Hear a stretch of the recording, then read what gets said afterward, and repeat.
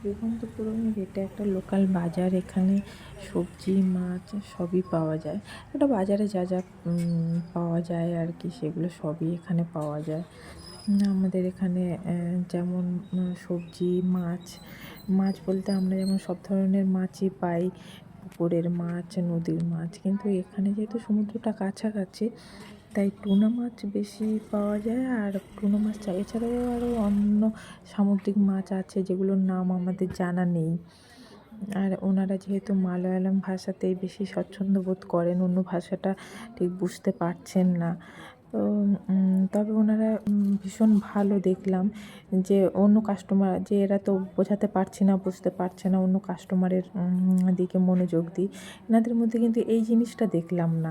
আরও বোঝানোর জন্য ওনারা ওনাদের মতো ভাবে যেভাবে আমাদেরকে বোঝাতে পারেন সেই চেষ্টাই করছিলেন।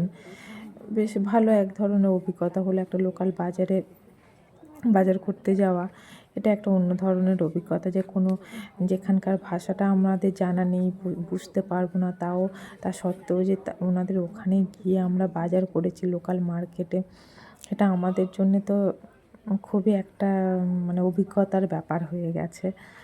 খুবই ভালোও লেগেছে। আমরা তো এখান থেকে চাল ডাল সবজি ডিম এগুলোই কিনেছি। এরপরেও আমাদের যখন প্রয়োজন হয়েছে আমরা ওই বাজারে গিয়ে কেনাকাটা করেছি। তারপরে আমরা Kerala style fried rice chilli chicken খেয়ে আমরা রুমে ফিরেছি।